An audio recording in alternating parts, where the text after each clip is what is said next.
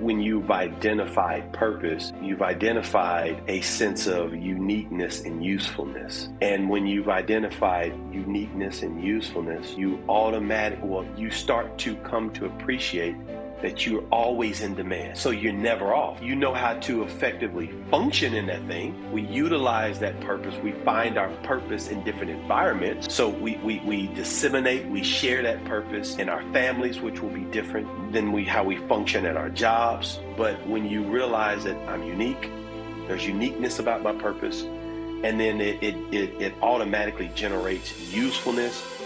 I cannot sit idle.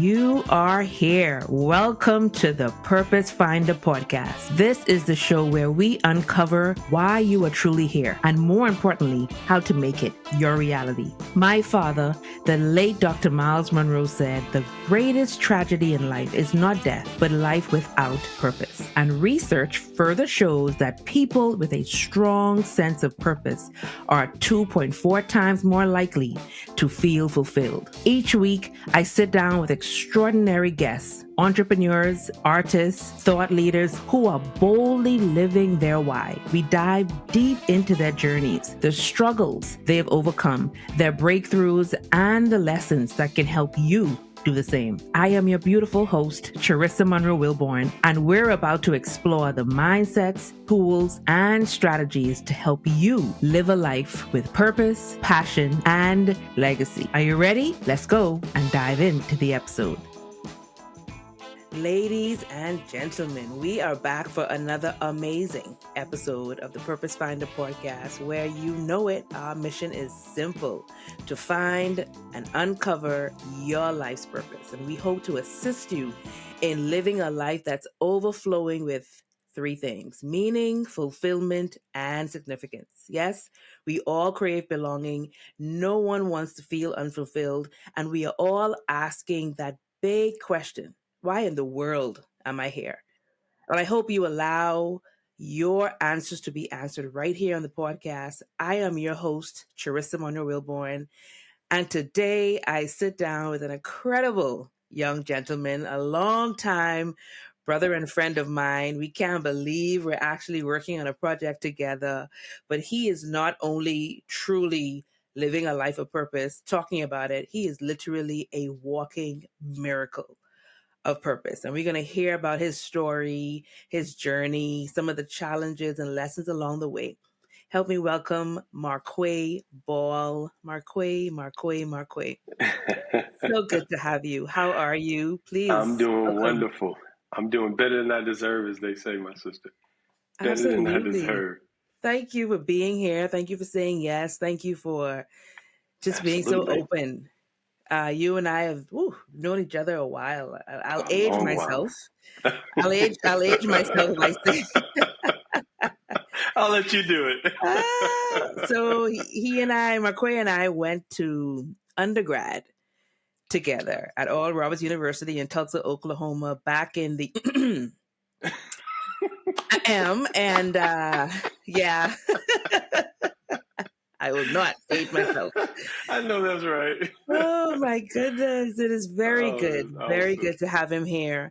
I've actually learned a lot about him in these last few minutes of us talking off stage, and kind of where we want to go and things he wants to talk about. And so I'm going to be learning, just like you are, about this great, great gentleman who's doing great things in the world today. So Marquay, I'm not going to read a bio. No one wants to hear me talk. However, we do want to hear from your heart, about your heart, who you are, where you're from, what you do, and what makes you so great. Oh, wow. I tell you, that's a loaded question. When someone asks who you are, where you're from, what makes you great, and all that good stuff. So Marquay Baul, as you said in the introduction, when I tell you it is just a phenomenal and tremendous honor to be here, which I would be remiss if I got started without saying that. Born and raised in Tulsa, Oklahoma, come from a phenomenal set of parents. My mother and father, I've been fortunate to watch them be married over 53 years now, I want to say. And so they've been a pillar in my life. I come from a very strong, close-knit family. Grew up in a household of faith, two individuals that was just adamant about surrounding us with a lot of love, with a lot of genuine care and support. We didn't grow up in the best of environments, but as my dad would say, we're growing up in the hood, but the hood will not grow up in you. And so that was the underpinning and the undergirding of really my entire life. I mean, it literally forged every key value that I operate in and govern myself by today. I've been very, I would say, humbled to be a part of the financial industry. I got started in that year so many moons ago. And you know what's so cool is I was actually very and uniquely fortunate to have had an opportunity to get in the industry when I was actually attending ORU. So the reason why a lot of people didn't see me on campus a whole lot is because I was working, not only going to school full time, I was actually working first for the federal government, the Corps of Engineers doing financial contracting for them, and then got a job at a local bank. And so when I say I've been inundated with all things banking and finance for quite a long time now. And so my career path led me to give you the short of the long. Started out as a bank teller while I was attending Oral Roberts University. Graduated, was very fortunate to have been promoted to assistant manager. Went from that to branch manager, to governing multiple individuals, branches, into taking a shift in the career to wealth management, investment planning, and investment management, and providing financial guidance to individuals of a certain net worth. Was then later promoted to vice president. They trusted me enough to allow me to work out some of my passion, and I had started the sports and entertainment division and focus for that branch, in that bank rather, I'm sorry, for a number of years. Grew it to what I would consider max capacity for that stage and season of my life. And God gave me the direction and the piece of starting a private wealth management firm. And so I remember planning that out for a full 11 months to a year. I mean, I planned it out to a T, and I vividly remember the day that I went to my bank president and CEO. I mean, that gentleman played a significant role in my career, and I thought it was responsible and respectful for me to let him know that I was going to be tendering my 2 weeks resignation to leave the company after so many years. And I remember him looking at me and smiling. He said, "Marquay, I knew this day would come. I just didn't think it would be 2 days before my vacation." And so we had a good laugh. God allowed me to actually start a private wealth management firm. We've been a very fast-growing firm. I've got a phenomenal team and a phenomenal staff. Our focus is, 100% athletes and entertainers. And when I say I've been humbled to be able to guide and represent some of the world's, I would say, most notable celebrities and sports figures, not just by way of what they do, but in line for this podcast. And that's just how it aligned with my purpose. Because I do remember it was perhaps around 2000, maybe 2006, 2007. I heard God say, your purpose, or a part of your role on this earth, your assignment while you're here in this earth suit, is to influence the influencers. And I heard that very clearly. And it wasn't an audible voice. I'm not one of those believers, individuals that I hear these audible voices. I won't go that far, not to say that God will not choose to speak to some of us in that capacity. But I just heard it kind of in my inner being, if you will. I just knew what I was supposed to do, and it really helped shape all of my career decisions, my choices, and everything that was subsequent from that moment. And it led me to where I am today. And I did not start working with athletes at that moment, or anybody influential. It was just, it was the primer for how I was supposed to start governing myself, and operating within a framework of my purpose and what I'm supposed to be doing. Because I consider purpose is literally just an individual, an entity, or something operating within its designed intent. That's what purpose is, right? That's my That's a My really well structured, put together definition of purpose. I'm going to have you say that again for those who in the back that wasn't listening. Your definition of purpose is is a person or an entity or something or process operating effectively and efficiently within its designed intent, right? within its design or intent. Within it's not, because when you're outside of that designed intent, now that's an abnormal usage for that thing. Mm-hmm. And an abnormal usage, you kind of contract that. That's what you call abuse. Is it's just an abnormal usage of something. For instance, I mean, it's a pretty simple notion that literally everything that we use in our daily living, our daily life, it was created with a purpose. I mean, I'm talking to you with some microphones and these headbuds, these earbuds, these AirPods. We use cell phones, and the purpose of those two devices is to provide a means to communicate to individuals. There are some secondary purposes where if I wanted to entertain myself, I could watch TV, I could watch YouTube, I could pop in on Instagram. But the primary purpose of that telephone or that cellular device is to allow me to communicate with someone, whether they're in front of me or far off. Now, because this phone is flat, if you came in the room in the office one day and somebody saw me hammering a nail in the wall with that phone, you would say, "What are you doing?" That's not what that thing is for, right? That's an abnormal usage of it. And so if I wasn't very clear about its designed intent, then I would find myself using it incorrectly. And then you actually experience early wear and tear on anything that you're using outside of its design intent, right? And so when I say purpose, it was critical for me to hear that, to hone in on it, and to start operating within that sense of purpose, because it literally shaped every decision that I made, right?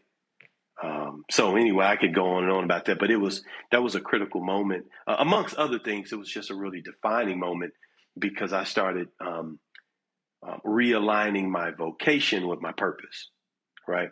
I saw my work and my employment different because I think vocation, it has the connotation of alignment, basically, because you can work, that's a job.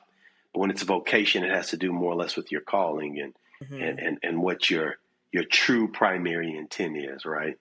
So Um, when you transitioned from working as an employee at the mhm. bank and you transitioned into your own private practice, was that an easy transition? Was it smooth, or was it bumpy and rocky?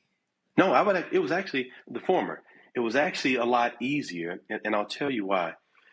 I think that most of what God allows us to experience at a grand level, He allows us to experience in smaller moments in our lives, right? So, for instance, one of the things that I did as a shift in my perspective of influencing influencers, and it allowed me to start taking greater ownership of the roles in my current at that job at that time. So I wasn't just working. Everything I did had a specific purpose behind it. Like I knew it was for something. I was building something. So I literally took ownership of it. So that allowed me to get my reps in. That's what we say in professional sports, to get the reps in. That's just practicing one play over and over until they master it. So I was getting my reps in at certain skills. And it was also allowing me to operate with a greater sense of urgency, specificity, diligence, and excellence more than anything. Because when you get into the marketplace, you're differentiating factors that allow people to choose you over someone else. Because when they say yes to you, they say no to something else. Is your excellence of operation, right? How you operate at an excellent level. Because the simple fact is there's hundreds of thousands of advisors that could service my clients. What Absolutely. is different? What What's makes you different, different? What right? makes you stand out and set apart? Right. And so it is the way in which I go about operating in purpose, right? Mm. So once I identified purpose, I knew I had to shift how I started operating in my purpose. So I couldn't just go to work, That's amazing. right? Say that I had to again. really show up, right? I just couldn't go to work, right? So you said Um, when you identified your purpose, mhm. then you recognize how you had to operate Yeah, it within your shifted purpose, how I and it had to shifted. operate within the purpose, right? Wow. Because you can be in something and not operate and function appropriately. Mm-hmm. You can, okay. Have you ever driven a car that when you took your hand off the steering wheel, it started going left or right? Bearing left. Mm-hmm. When you took that to the shop, what diagnosis did they provide? What problem did they say you had? Your car Uh, was out Out of alignment. Out of of alignment. alignment. That's Mm-hmm. because the wear and tear of your tires was causing your car that you're in to operate outside of its designed intent, which is to keep you going straight and forward, right? So you can be in something and it's still not operate and function effectively, efficiently, and towards some successful end, right? And Whatever your then goal is. and then there's always the other piece of that is knowing, finding out Mm-hmm, that it is a in it's misaligned mm-hmm, mm-hmm. and still not doing something about it for Oh, whatever reason. We man. so I'm gonna Wow. Yeah. put my husband out there to hang, but he would be the one who would very well know. We both know, hey, the car is going left and we let it go. He's yeah, it just needs to be aligned. I need to take it to get fixed. But work, distractions, laziness, who knows what comes up. And it's like, I don't have the time to go and do it. But we sit in this Yeah. misalignment. Yeah. And what's happening is it's getting worse. Mm-hmm. So we're putting ourselves and everybody else that's following us at risk.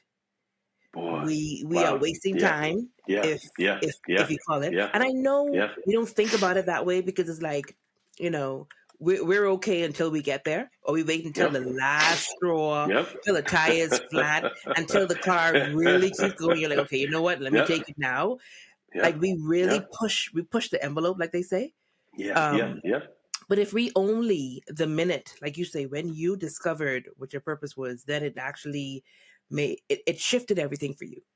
Mm-hmm. And it Mm-hmm. truly It is a did. shift. So many shifts happen in our mindset, in our leadership, in the way we talk, in the way we walk, when Yeah. we Yeah. Yeah. discover that we Yeah.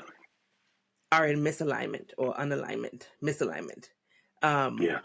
because when Yeah. you are in alignment, like you say, oh, it's so smooth. I think Things about just roll smoothly. so They well, run. so well. And it's not that you don't hit potholes and you don't get the occasional idiot that veers in your lane and you have to make adjustments, but it's still a smoother experience. It's not that life doesn't happen. It's just that it's smoother.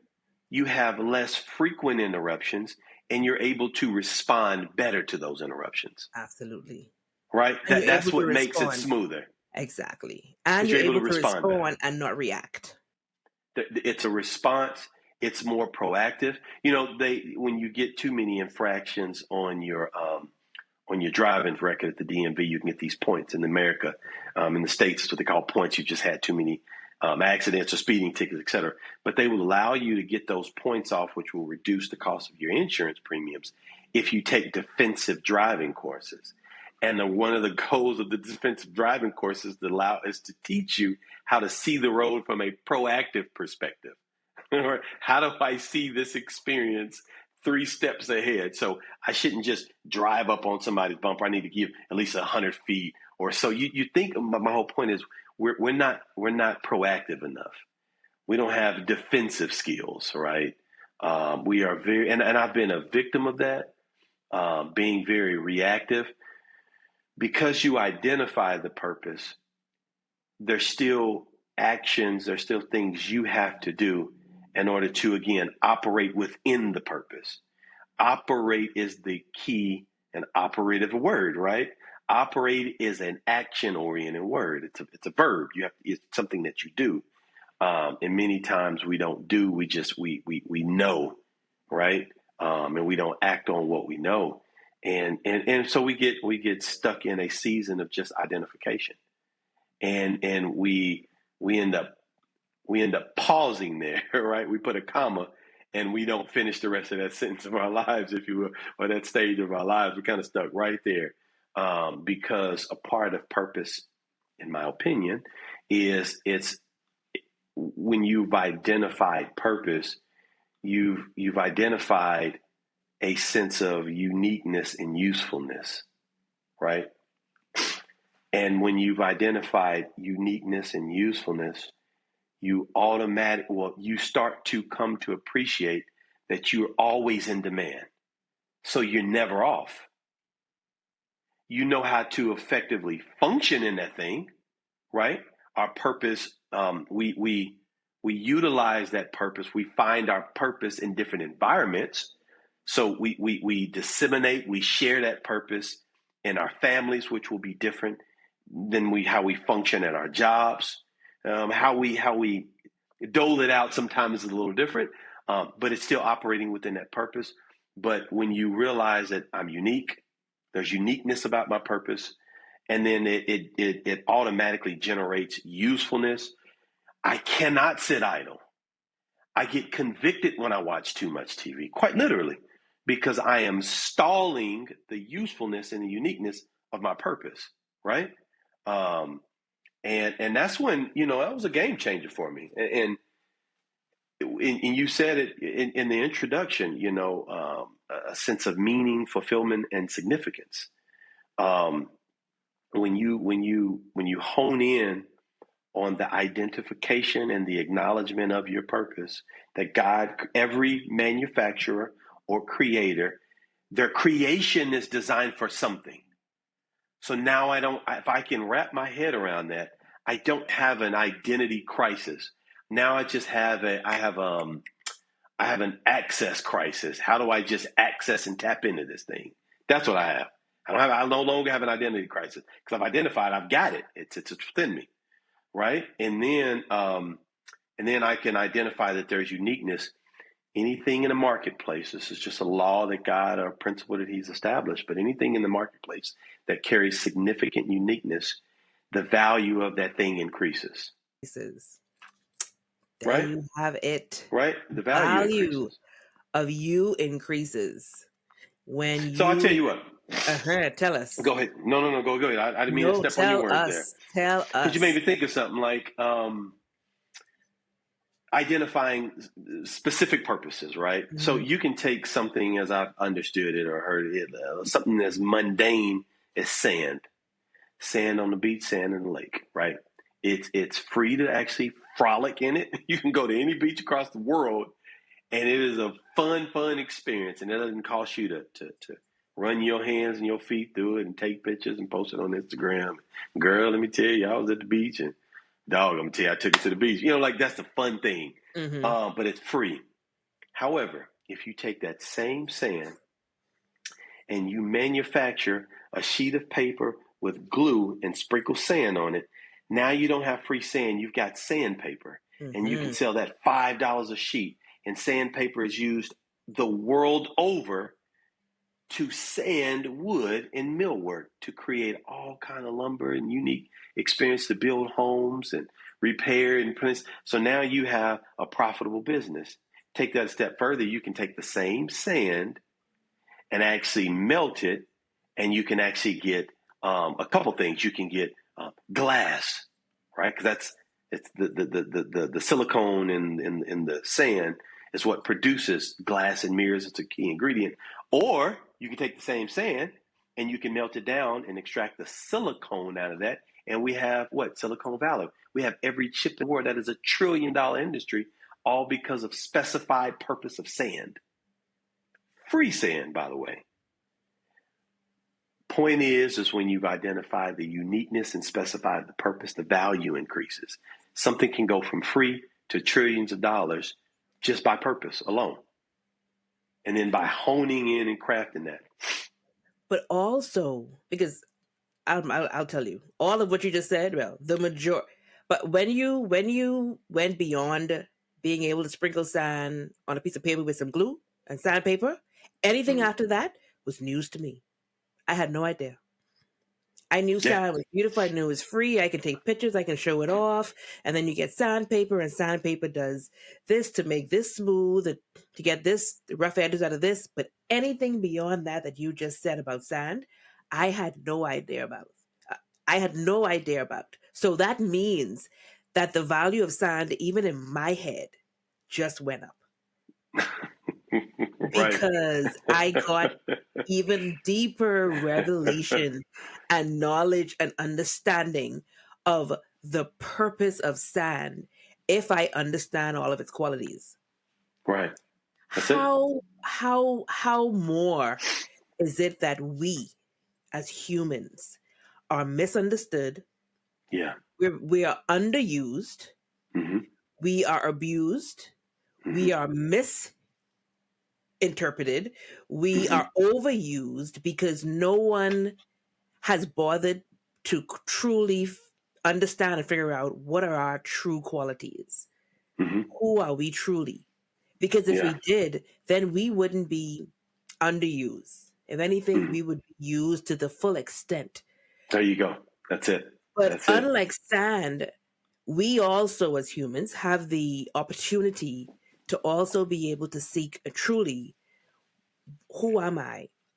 Yeah. What can I do? How much of Yeah. what can I do? And we Yeah. have the access to our Yes. very creator to figure Mm-hmm. all this out. Well, That's it. if I don't even That's it. bother having a relationship with the person that created me to say, please tell me what are my qualities so that That's I can it. make sure that I can That's increase it. my value, then I That's can't it. expect anybody else That's to it. even know that I am worth There a you trillion go. There dollars. you go. There If you you go. use me this There way, you it's go. going to cost you, however, it's worth it. Mm-hmm. Mm-hmm. There you And go. you just talked about sand, but I'm talking about, man, imagine if we knew truly how valuable we can be. That's it. If we That's it. ourselves understood our why, our what, our how. Yeah. And every time you talked about identity or identification, I'm hearing the who. Like, who am I? That's it. That's it. Who am I? Yeah, that's it. Even the So way I'm it's from. the who and the what. That's where identification lies. Who am I? What am I to do? Right? Who am I? I'm a chair. What am I to do? Provide seating capacity for people. Right? So if inanimate objects could actually talk, that's what they would say. Mm. And you said something pretty poignant and spot on. Is it's key to go back to the manufacturer. So here's the reason I'm unapologetic of my view, my worldview, even when it comes to my clients. I don't proselytize in my job because that's not my role. My role is just to be. If you're an ambassador, you don't have to walk around and say, I'm an ambassador. It's you just are, right? And so um, I'm unapologetic about that because I know that, okay, for instance, I have an Android device and I have an iPhone. I'm looking at them right now on my desk. And if I'm in, both of those are smartphones. Both of them have phenomenal operating system. They've got some really great and similar features. But if I was to encounter a problem with my iPhone, which manual should I consult? Which manufacturer should I actually go to troubleshoot my problem? Apple. I, I go to the Genius Bar at Apple Uh-huh. Store. I call Apple Care, right? And I actually consult with Apple professionals and I read the Apple manual. Although both of them are smart devices, too often what you said is so true in our lived experience. We don't consult the manufacturer and the manuals enough. This is why I say the who and the what, that's the identification. The how gets into the manual. So I have to consult with the manufacturer to identify what am I to do. Like I know Apple's told me many marketing materials, this is a cellular phone, but it's also a camera, but it's also this and it's also that. So I know the what it is and the who it is, but the how. That's when you get into the manufacturer's manuscript, the actual instructional manual, right? The instructional manual is where we get to, right? When I have to troubleshoot my device, I go to Apple's instructions, and then I say, I'm having this issue. What am I to do? And it responds back in written form. If you're having this issue, here's how you get the maximum capacity out of this device and get the maximum usage and the maximum life out of it. Do X, Y, and Z. And voila, like magic. I troubleshoot, I read, and Now, operate. I'll say this. So there's a reason why, though, a lot of people let me say this first. Going to the manufacturer always comes with a price. Yes, it does. Oh, Okay? that's good. That's a Let me good say that. statement. That's a Going to good the statement. manufacturer for anything, it's going to Yeah, always come with a price. Because the that's good. manufacturer is always going to tell you the truth, and then it's always going to keep its value as where it's at. Yeah, yeah, Okay. yeah, yeah, A lot of people have items, have access, assets, or they know where they should go to address issues about themselves individually or about things, inanimate things. But they refuse to go to the manufacturer of the thing because it yeah, comes sometimes at too high of a cost. yeah. That's true. So, give you all the examples. You going to Apple to fix your problem with your phone is going to cost you more than it would if you went to the corner store that also That's so true. That's good. fixes the same problem. That's good. Okay, Yeah, that's good. me going to my manual, the Bible in this case, or my Hmm. creator in God, Hmm. is going to cost me when I'm trying to access information about me because I'm going to be reminded of the way I should be, and I'm going to use your word, operating. Yeah, And he's going to say, well, this is not happening because you're not operating according to these principles that I put in you. that's it. That's it. It's That's going it. to be different than if I went to That's a it. girlfriend That's it. That's or it. That's it. social media that's going to tell me exactly what I want to hear. Yep. That's it. Talk about a car. My husband does it all the time. When I was single, because I knew well enough, I had a Mercedes when he met me. Anything was going wrong with my Mercedes, I went to the Mercedes dealership. Didn't think about it. I knew that if I went there, they can fix everything. Even if it wasn't in warranty, I just knew that it could be fixed to excellence. And I Hmm. thought nothing about it. I didn't think twice about it. I go into Mercedes, meet this guy, marry this guy. And his philosophy is the very opposite of exactly what we're talking about. I'm going to put my husband out there because he just, I Oh, love my the guy. good brother. But he is like, but Mercedes, according to him, Mercedes dealership is going to overcharge you. You're going to pay 2 or 3 times the amount of money you would pay if we just went to the mechanic that I've been going to for the last 20 years down the street. Now, in a marriage, you learn that I'd rather be married than right. Okay? So I don't fuss with my husband when he says we're not going to Mercedes any longer. But he would take the car to the mechanic down the street because it is a lot cheaper. The price to fix whatever it is we're dealing Right. with is much cheaper. If you go to the car dealership, they're going to pay according to the value, and they're going to pay according to the name, and Hmm. rightfully so. Right. I don't Right. have a Right. problem with that because Right. I understand that my name is Right. worth, Right. my Right. image, my likeness, Yep. There you go. my connection and relationship with my provider is worth every penny, Right. every priceless penny. Yeah. Yeah. And a lot of people do it. We go seeking knowledge, we go seeking advice, we go seeking Yeah. information in all the wrong places. That's it. That's it. And That's it. nobody wants to go to the manufacturer because then we Mm-mm. spend an arm and a leg. There you do. We don't want to pay the price. We don't You want to got to pay the give up price. something.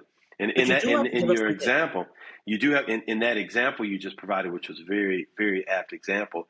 You have to give up money, something that was hard earned, something that we cherish, something that we need in the context of our life and our purpose.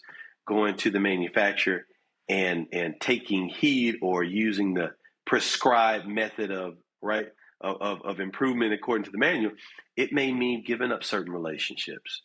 It may mean giving up certain habits. It may mean shutting the day down sooner and waking up earlier. It may mean studying and reading as opposed to being entertained all the time, right? Those are the things that we have to look at. What do I have to give up? What is it going to cost me in order to really tap in and function and operate within my purpose, right? I know what I am now. I know who I am. Now, how do I maximize that? Because that's what it's really about. Um, and and and the how is to your point.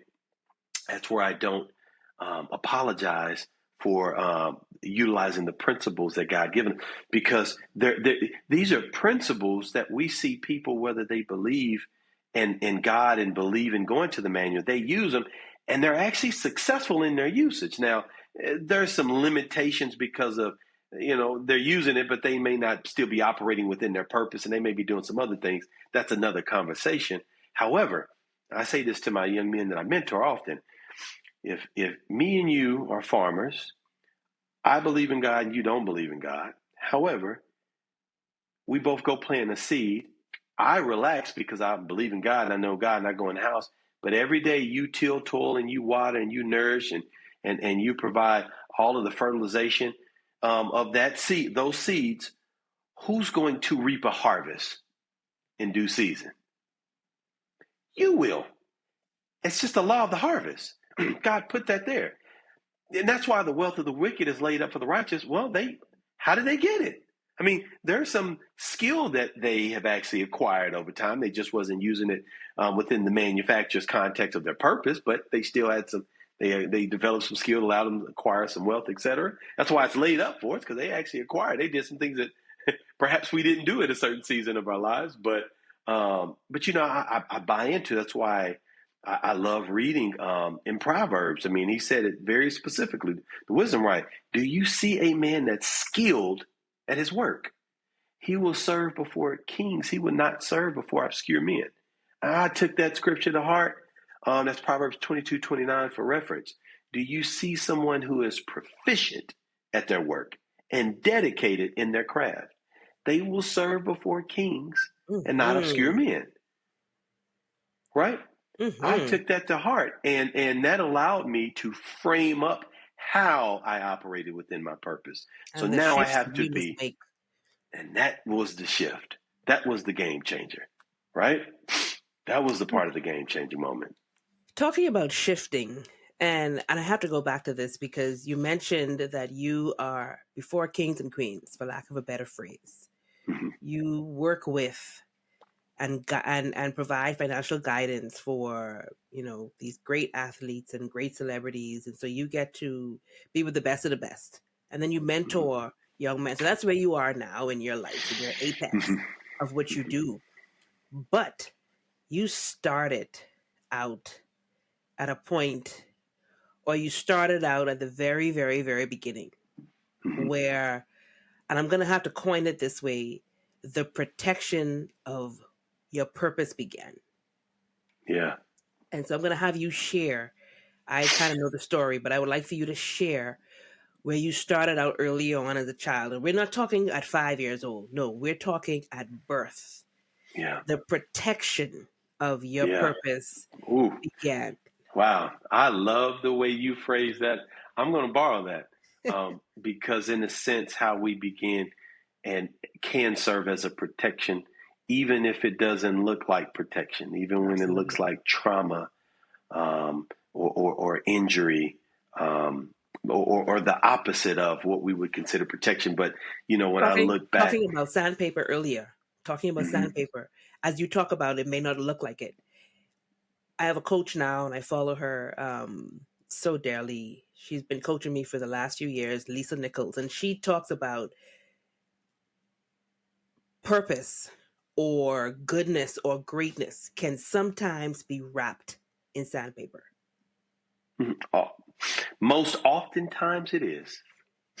The Most outside, oftentimes, and the shell, the box, the the packaging that, for instance, that you came into the world was literally sandpaper wrapping. But inside of that, however many years later, no one would have never known that it would be this Marquay Baul who we get to experience. So please, let's talk about the sandpaper back at the beginning.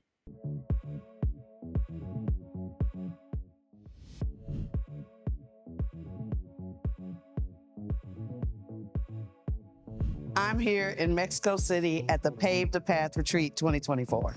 This first day has been amazing.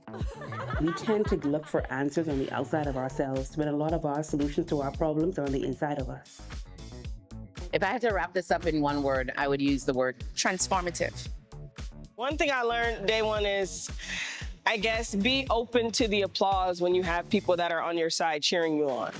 Transformation is a process, so I don't expect us to get to a place where we're completely transformed. You should never be transformed. There should always be a transforming continually happening. My relationship to love is that I believe love is something you have to conquer. So I always go for challenging people versus love is something that you find, or love is something that finds you, where then I would date the people who actually want to be with me and not the ones who are avoiding.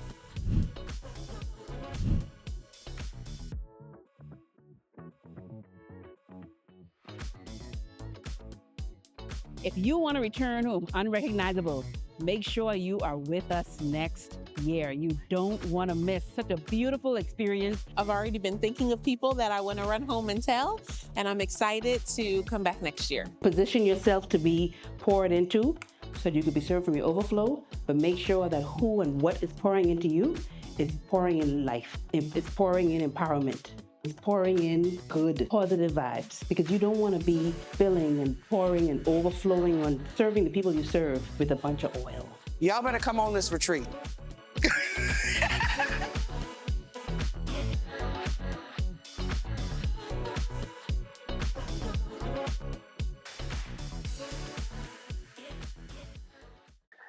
Back in the beginning, my goodness, back in the 1800s. I mean, I feel like it's been that long in life, but you know, when I consider my protective start, uniquely being, and I say uniquely because again, a part of our purpose is uniqueness to it.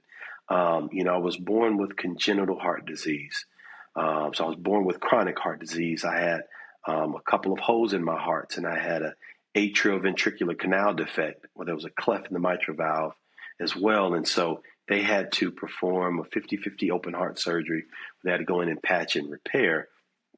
And that surgery left the probability, definitely a high possibility, of having to have more open heart surgery later in life, more specifically in the teen years of my life.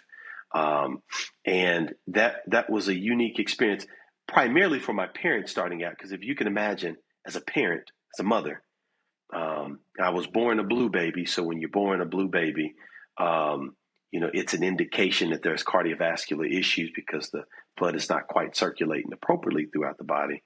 And being in an incubator, I can't imagine what my parents was going through.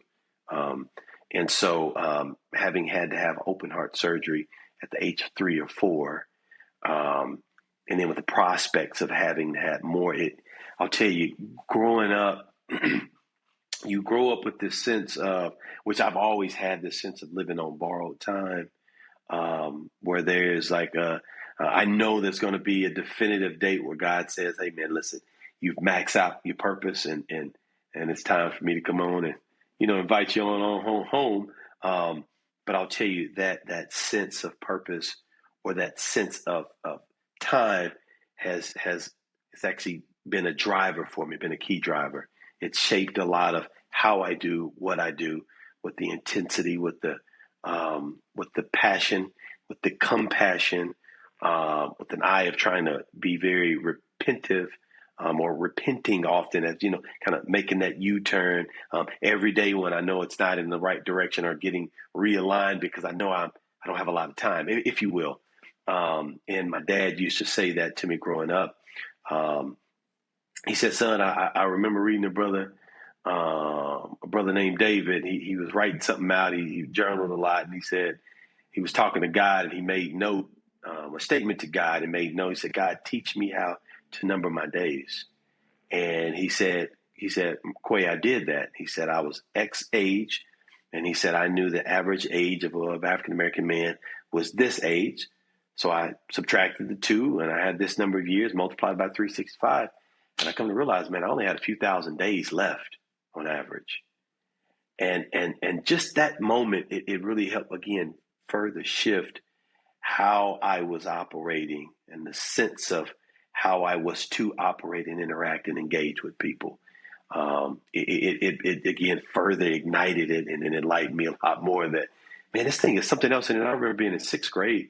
I was going to church with a young lady. She had the exact same heart condition, and she passed it the sixth grade. And having these micro moments growing up throughout life, being reminded of this scar that you see the top of, being something that could go awry, it really does shift the way you think. And I do remember it was a moment in life. I won't say a significant period, but it was a significant moment in life where I actually lived under this sense of umbrella of fear. And it was something to grapple with. And I had to grapple with that notion that I do not control that. I only control it up to a certain extent. I can control what I put in my body. I can control how I exercise my body and how I nourish it and rest it. Outside of that, it truly is up to God, because these were healthy people that were passing from a similar heart condition. These were not out of shape people. These are not people who were abusing their bodies. These are not even people who are old enough to should be even experiencing this stuff, let alone dying from it. So, I had to grapple with that and come to terms with, I truly am resting within the allowance of the Creator, if you will, to wake up every day. And when I do wake up, it truly is a gift. And I should treat every day, and I wasn't the best at that getting started out in full transparency. That perspective, though, helped me master that, and it's helped me improving every day. So when I get up, my interactions with people have to be different. I have to put everything that I have on the table today, try to improve so that I can push out as much as I can. And much of that was because of the protective start that I had, having had heart disease, and then furthermore, being nurtured by my parents. And I'll say this, not at the diminishing of the role that my mother played, because she's played an invaluable role in my life. She's where I get my sense of entrepreneurial spirit from, and organization skills, and et cetera. And the flip side of that same coin, my father has played a significant role. God has allowed that man to play a defining role in my life in shaping me to be the man that I am.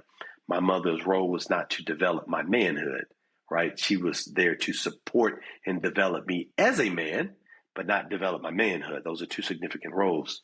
And my father's role was that. And he was, the men that are listening, I want you to listen to this, because Marquay is about to share a very interesting perspective that we don't hear a lot of or a lot about when it comes to men who are doing great things coming from these type of beginnings. And so I want the men, those who have had great relationship with their parents, those who haven't, just listen to the story of someone who has been blessed, as he would put it, to have a great relationship with his father. Man, I tell you, I think I hit the gene pool lotto, right? That's what I call the gene pool lotto, being born to my mother and father. And that's not to say that I've seen 54 years of frictionless marriage, right? And I mean, they're humans, right? That's just, we didn't have the perfect household, but we had the most loving, I had a very loving environment in terms of them loving on us. And my father's love, his care, the compassion, but also the firmness and accountability they provided me and my brothers, my siblings, second to absolutely none.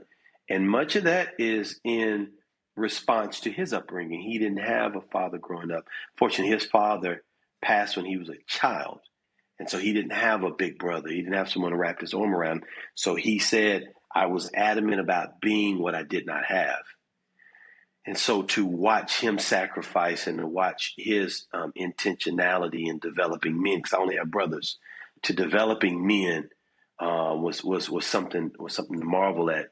And he and my mother got married at 18. He had My older brother at 19. So you're talking about kids. They still had teen on their age, and to watch them persevere and endure. And we grew up in what you would consider the hood, right?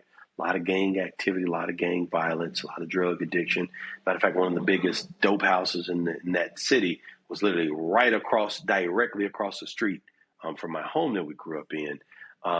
However, as I shared with you earlier, my father, he would say, man, we're growing up in the hood, but the hood is not growing up in you. This is a temporary condition of our living stables, if you will, of our living condition. This is not permanent. And perspectives are permanent. And so he didn't allow that.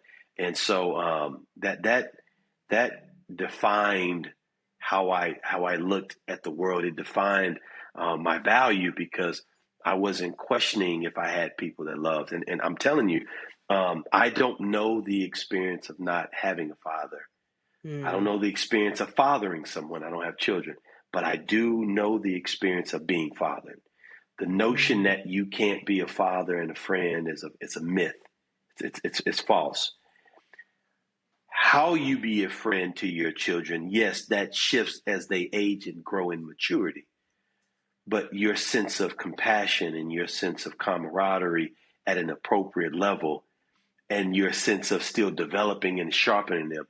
For the men that are out there developing at a very intentional high level, the relationship with their kids, I'm the byproduct of that. That this is what that looks like at the end. Because no matter how far they go, when you instill those specific values, you come back, right? And raise up a child in the way they should go. And when they are old, they don't depart from it, right? So would you say that your father, do you attribute you not falling prey to the distractions of your neighborhood? Do you attribute that to your father and Absolutely. the relationship you had with him and his standard of life? Absolutely. So it's my best friend. It's my life coach. It's my mentor. And it's my father, my friend. So he wears a lot of hats in my life. So he was significant in that, because, I mean, we talk literally every day. We talk pretty much every morning. We'll just call, shoot the breeze, get the day started. I see both my parents every week. I mean, it is the kind of, a matter of fact, I've endeavored to, I'm building a home right next to them right now. I bought up like the 10 acres in their neighborhood. So, and then the house next door as well, and the 3 lots across the street. And so I can build something for my family. So I'm building a home next door. Because again, I want to be with them when I'm in Tulsa. That's family. So, but to say that relationship was a guiding force and a preventative force is, to say the least, right? You just said a word there, and it was the standard. I remember one day my dad, he had shared an example that I know he had heard from a minister one day. And the minister was given an account of him watching his son play basketball. And he said, one day I was in the house, and my son came in the house all excited. And he said, "Hey, Dad, man, I can dunk the basketball." And Dad was like, "Can't dunk no basketball." He said, No, Dad, I can dunk the basketball. So he said, sure enough, he went outside, and his son was a little guy. And he watched his son dribble the ball and went up and he dunked the basketball. And then his dad actually went to the basketball goal, and then he raised it to 10 feet. And he said, "Now dunk the ball. This is the standard." And so that was the prime example of my experience growing up. He would always be the reset. Okay, here's the real standard. You're down here dunking the basketball, but the goal in the pros is 10 feet. So we're not operating down here. This is not the level in which we operate, in which we govern ourselves. And so he was always a constant reminder. This is what manhood looks like according to God's standard, not according to any standard. This is what we do as men according to who and how God created us to operate within our families, within our communities, within our churches, within our workplace, with out in the public, the reputation that we garner. So he'd guide me to Proverbs. I've memorized Proverbs. I've mastered Daniel, because he said, this is the man that you need to model yourself out. This is a man that went through, he never was in a godly environment. He went through several iterations of very paganistic environments and and bosses. But look at how he operated. He never lowered the standard, and he was very skilled and he was very successful.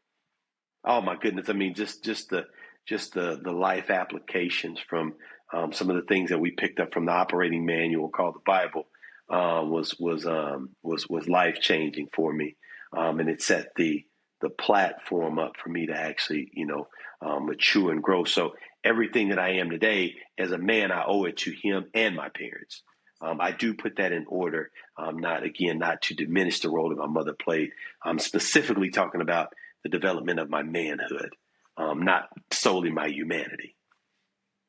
I think I want to give much respect and honor to your father for the work that he's put in. You know, he didn't want to be, he wanted to be to you what he didn't have. And I think he's raised, I'm sure everybody here will agree that from what it sounds like, and from what I know of you, he's raised a great son in you, and I'm sure your brother's the same. And a lot of people don't have this testimony. And I think it's worth shining a light on the fact that there are still great fathers out there. It's not always the case that fathers aren't around or they're deadbeat. Right? There aren't just this plethora of deadbeat dads. No, there are fathers who have done very good jobs, and there are some who are still doing very good jobs, even in a later generation. That's it. Yeah, so I was very glad you shared that. I've had a lot of people that I know very close who have different testimonies when it comes to father or the lack thereof. And so to hear this is a breath of fresh air. To see you doing this, like your issues was not the fact that you didn't have a father. Your issue was let's go even beyond that. I could have very well died at 6 years old. Right. And all this time, God has protected you, like literally protected you throughout, even through the fair. He has protected you. I know one of the other challenges that you had shared with me was your struggle with imposter syndrome. Yeah. And overcoming that. And that is one of the things that is truly plaguing our generation, the current generation and society today. So if you could share with us about that, what that process has been, what that journey has been, and then how did you overcome such? That's a good question, and I don't think I could have put it any better than yourself. Many of us struggle with that, right? And just knowing that imposter syndrome is really it's a train of thinking in which we repeat a cycle of doubt in our skills and our value and the accomplishments that we make, our self-worth, our worth to others, our uniqueness, right? Even when we have acquired a certain amount of success, even when God has allowed us to acquire a certain amount of information and wisdom, even when we worked hard for that. So it can come in the face of having it or the lack thereof. But it's just this constant, repetitive, negative voice that says, you don't quite know enough. Right. You don't quite have enough yet. Kind of who are you to be the voice and the mind in that space? What value do you really? There's a lot of other people that you don't look the part. You don't actually sound like you, right? That's that. I feel like an imposter. But that's the job of the enemy, right?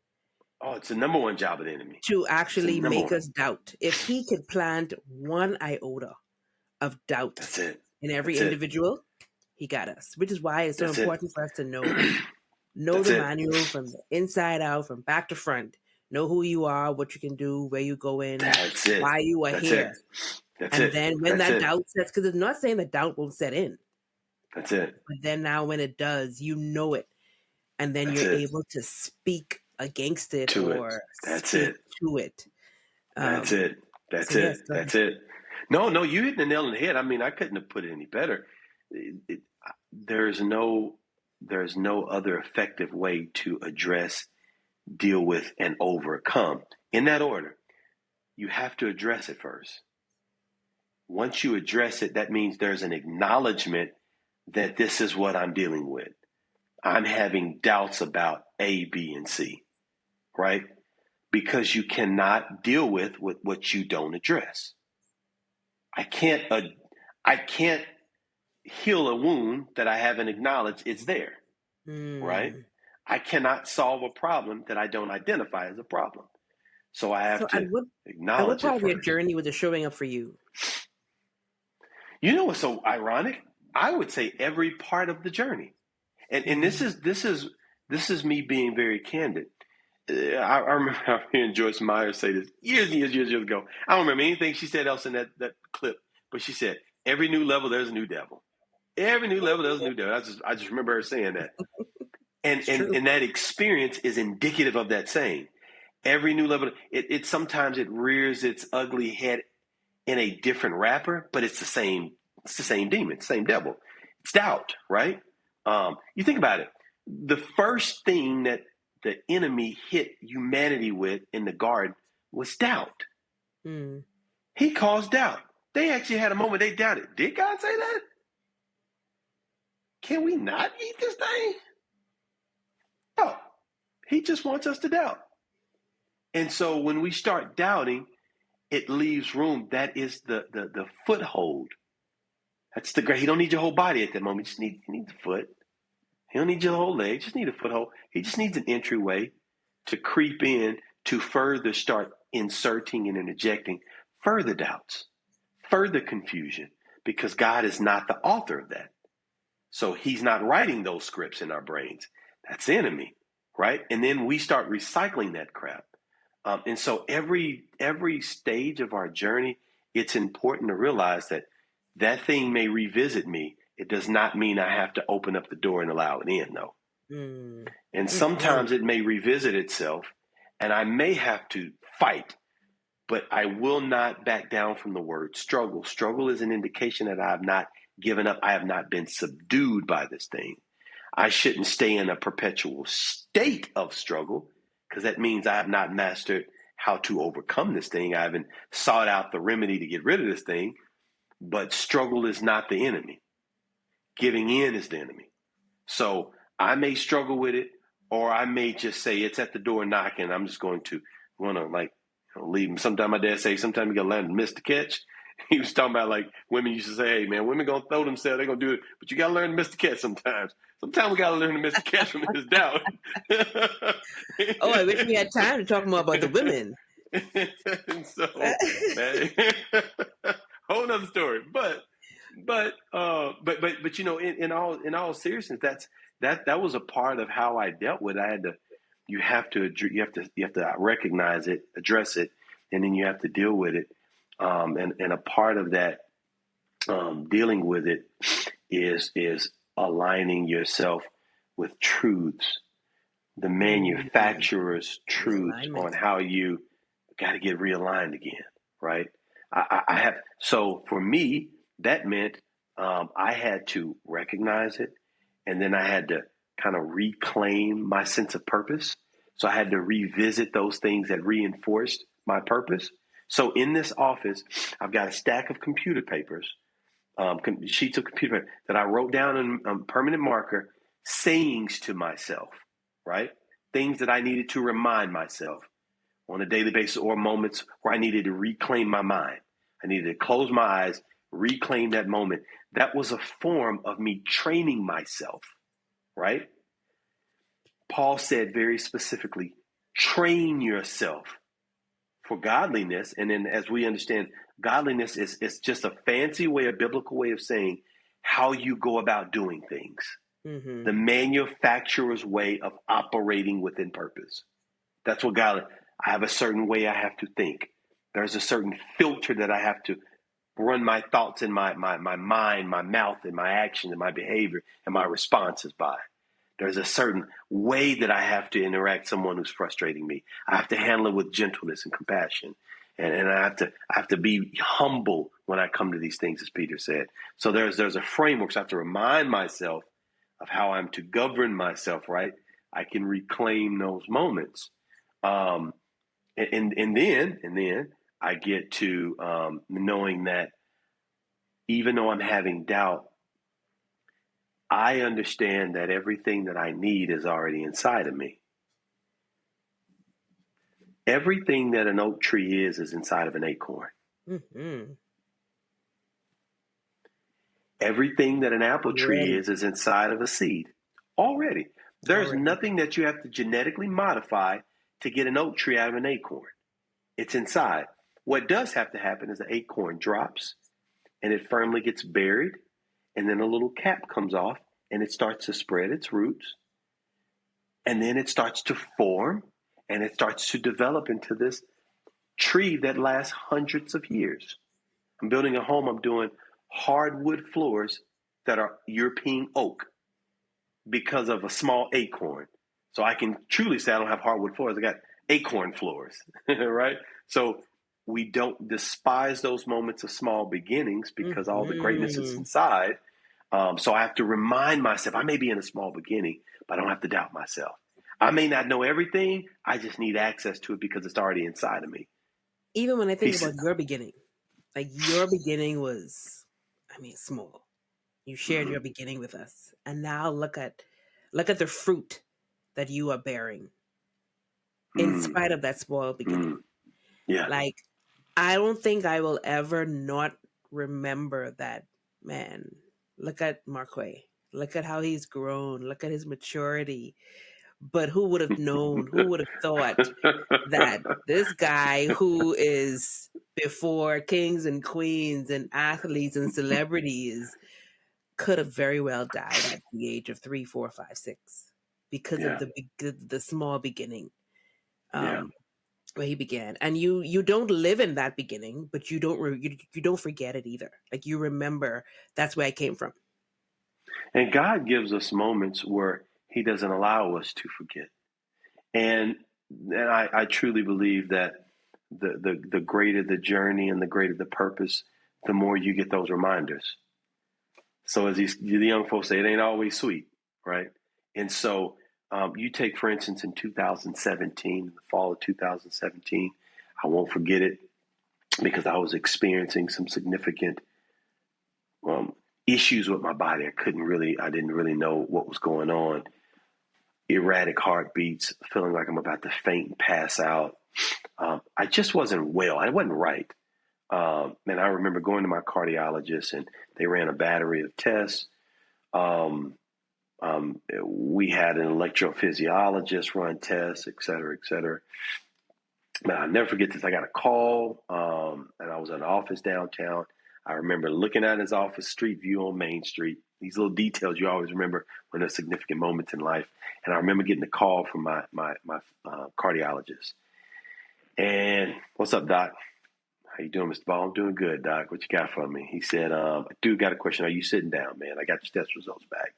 And anytime I've heard "Are you sit down," it's only been in the Hollywood script. And it never ended up good. Never was good. Never was good news coming after that statement. "Are you sitting down?" That question, "Are you sitting down?" But he proceeded to share with me what they had found was a symptom called Brugada syndrome. Brugada syndrome. Never heard of that. And he had proceeded to share what it was. And he said, "I don't want to go in depth. I want to let the electrophysiologist kind of walk through, et cetera." But Brugada syndrome is otherwise known as sudden death syndrome. It's where your heart just stops beating. The electricity kind of stops shooting, firing off during sleep most often. And so that was some interesting news to get, let's say, on a Tuesday. The one thing, in fact, is true, though, is whatever was important on Monday, it's not so important on Tuesday when you hear something like that. And I remember calling my dad and calling my mom, kind of sharing the news. And I didn't cry or anything. And that's not because I was a tough guy. I didn't feel a sense of sadness in that moment.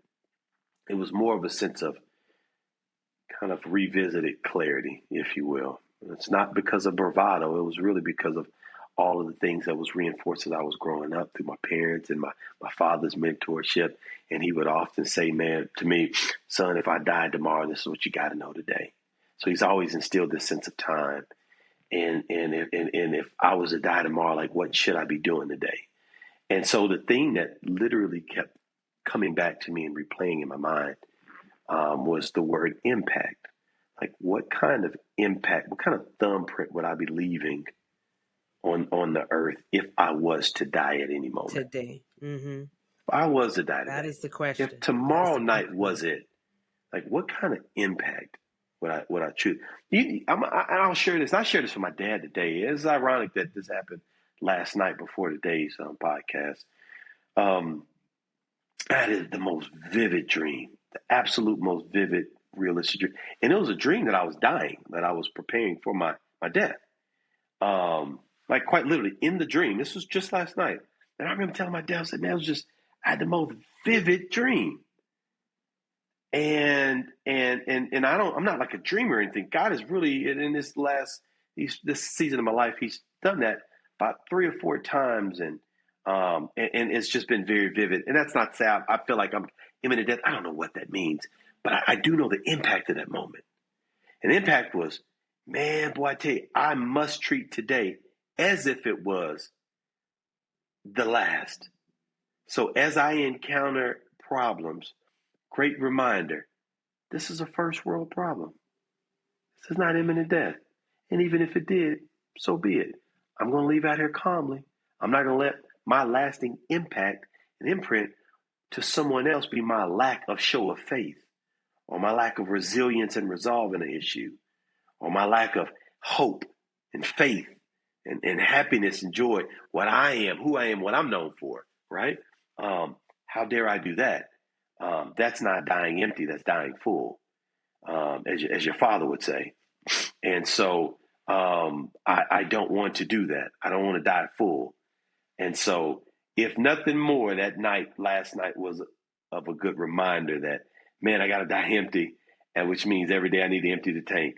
I'll get refilled and refueled, right? Because it could be today. And God, hey, wills that I live longer. Amen. So be it. If not, I'm going to make that day impactful, though. And so, those are the things that I say, or what I mean when I say God gives us those constant reminders. Even when we have perhaps small beginnings, we may get a reminder that, hey, it's not all sweet. We'll have our moments, but this is how you reclaim it. This is how you can overcome any doubt, that imposter syndrome, any struggle, that you still have purpose. And at any stage of life, because you have those who are at if you consider life like a sports game, you break it down in 4 quarters. And some people are in the first half of their life, the first half, or the first, second quarter. Some of us are in the third and fourth quarter. The interesting thing to notice, no matter what stage or what quarter you're in, God still has purpose. There's still significance, and there's still a reason to reclaim and overcome, reclaim your thoughts and know that you still should be living life full of impact. When you consider the encounters that God has had with people, even biblically speaking, he talked to Moses at age 40. That dude was not a young man, by all accounts, not in today's standard. He wasn't 15, he wasn't 20, he wasn't 30. That man was in his 40s. I want to say it was 40. And then it was some time after that he was in the thick of things in his ministry, or in living out his purpose. And then you can go to the marketplace and look at all of the individuals who started successful businesses and ventures in their 40s, 50s, and 60s. So we're never too late. If we don't have an expiration date, which means we're not in the casket, then you still should be living out purpose. Absolutely. Right? And I don't care at what age, you should still be trying to figure it out, find it, uncover it. Yeah. Marquay, where's the time gone? Like, literally, where has our time come and gone? My goodness. I love that you brought to light one of the questions that I ask a lot of my followers and clients who are working with me from a purpose finder perspective. What impact do you want to leave behind if today was your day? What legacy do you want to leave? And that's a big part of the purpose question. And I'm so glad that you are reminding us, you're bringing light to it. And I leave that with ladies and gentlemen who are listening. That is a question you want to answer today. What impact do you want to leave? Yeah. Marquay, we are so grateful for your transparency, your honesty, your candor. Thank you for being so open and just sharing all about who you are and your journey. Even though you're doing great things, it was a journey to get here. And I hope that those who are listening, they're able to look at any part or season of your journey and say, man, if that's how he was born and I was born healthy and I just have this problem, then truly if he can do it, so can I. And the truth is, if Marquay can do it, so can you. That is the ultimate truth. Marquay, I would love for you to leave your final best advice for those listening before you say goodbye. Wow, man, to say goodbye, the time has gone. My final best advice, that's a tough one. Because there's so many things that we should be mindful of in order to maximize our time here on earth. I would say that I would encourage you highly to do a few things. One, always be reminded that you have a unique purpose. You were created for a very unique set of experiences to impact a certain number of people. You're not going to impact everyone. Everyone is not your calling in terms of who you're supposed to be associated with. But there is someone assigned to you. They're looking at you. They're following you. They're listening to you. And they're doing what you do. So you have that. Always consult. Highly, highly encourage you to continue to consult your manufacturer, your creator. There is a set of instructions that he has given you to fully operate and maximize your efficiency in this experience while you're living out your purpose on earth. And I'd say furthermore, you do truly control much of your own experience in terms of how you choose to grow, right? I would say two of the most important words in the human dictionary vocabulary is choice and change. Choice and change. Choice being the ability to decide between multiple options. Change being altering something to make it different from what it would be if you left it alone. So if you put those together, I have the opportunity to decide to alter my life and to make it better than if I would have left it alone. Choice and change. So you have that ability. Mm-hmm. Choice and change. I love it. Choice and change. Oh, such a teacher. I appreciate you.